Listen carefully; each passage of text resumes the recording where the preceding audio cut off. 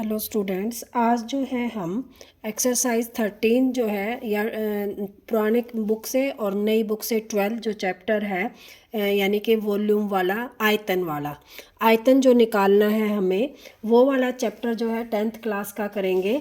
इस चैप्टर में जो है मेन तो क्या है कि फार्मूले अगर आप लोगों को अच्छी तरह से याद है और एक बार जो है अगर आप लोगों को इसकी फिगर बनानी समझ में आ गई ना तो क्वेश्चन जो है इजी है। अगर आपको फार्मूले याद नहीं है और फिगर में कंफ्यूजन होगा तो क्वेश्चन जो है थोड़ा सा टफ हो जाएगा। 5 नंबर में जो है हरियाणा बोर्ड जो है उसमें जो है 5 नंबर का क्वेश्चन पक्का आता है। क्वेश्चन जो है वो 13.1 और 2 दो ही चैप्टर हैं और दो चैप्टरों में से एक क्वेश्चन आता है और उसमें और भी आता है। और का मतलब है इसी चैप्टर में से दो क्वेश्चन आएंगे, दोनों में से एक आपको करना होगा। ठीक है, इसमें जो है सबसे पहले हम जो है फार्मूले देखेंगे। ये फार्मूले के सारे हमने 9th क्लास में पढ़े हैं। 9th क्लास में क्या है हमारा घनाभ का पृष्ठीय क्षेत्रफल। अब देखो घनाभ क्या होता है, घनाभ जो है 3 आकृतियों वाली चीज़ें हैं। 3 आकृतियाँ मतलब 3 डायमेंशन, जैसे जूते का डिब्बा हो गया, चौक का डिब्बा हो गया। ठीक है, तो जो है जूते का डिब्बा तो हमारा घनाभ हो जाता है और चौक का डिब्बा जो होता है वो घन हो जाता है। दोनों में अंतर क्या है कि जिसकी लंबाई, ठीक है, ये हमारी लंबाई है, ये हमारी चौड़ाई है और ये हमारी क्या है ऊंचाई। देखो इसको एल, बी और एच।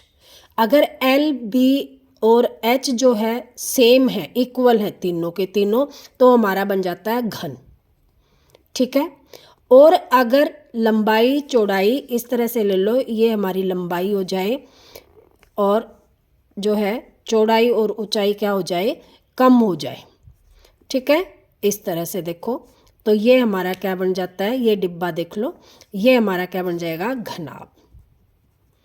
घनाभ में ये होगी हमारी लंबाई, ये होगी हमारी चौड़ाई और ये होगी हमारी ऊंचाई। ठीक है, तो जो घनाभ है और घन है, देखो घनाभ का पृष्ठीय क्षेत्रफल होता है 2 लंबाई गुणा में चौड़ाई, फिर चौड़ाई गुणा में ऊंचाई और फिर ऊंचाई गुणा में लंबाई। ठीक है, ये हो गया हमारा घनाभ का पृष्ठीय क्षेत्रफल। पृष्ठीय क्षेत्रफल का मतलब बाहर का, और आयतन मतलब उसके अंदर। आयतन होता है लंबाई गुणा चौड़ाई गुणा में ऊंचाई। इसी तरह घन का पृष्ठीय क्षेत्रफल देखो सारी एक जैसे है, तो इसको मान लेते हैं कि इसकी मानना भुजा क्या है ए, तो लंबाई भी ए होगी, चौड़ाई भी ए होगी और ऊंचाई भी ए होगी।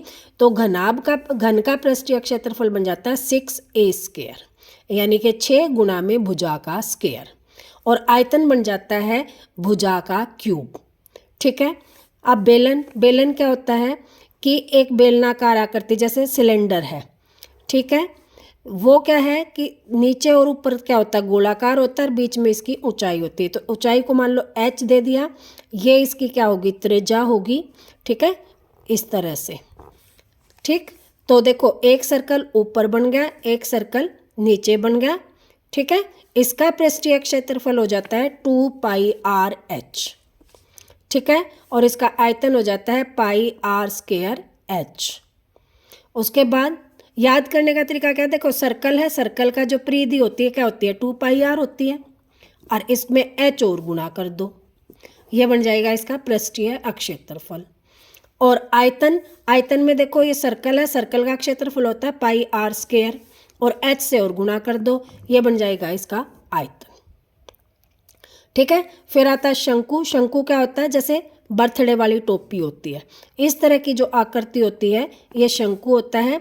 इसको बोलते हैं हम तिर्यक ऊंचाई L, ये होती है शंकु की हाइट H और ये होती है R त्रिज्या।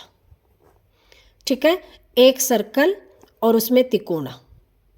तो शंकु का जो पृष्ठीय क्षेत्रफल होता है वो πr/L होता है। πr मतलब त्रिज्या, L मतलब तिर्यक ऊंचाई। और टोटल पृष्ठीय क्षेत्रफल क्या होता है, टोटल में क्या होता है ये और नीचे वाला, तो ये हो जाता है πr/L प्लस में r। ठीक, फिर शंकु का आयतन हो जाएगा, शंकु का आयतन, आयतन क्या हो जाएगा, जो बेलन का आयतन है उसका 1/3, 1/3 πr² h। गोला, गोला क्या होता है, जैसे बॉल होती है, गेंद चारों तरफ से भरा हुआ, गोल।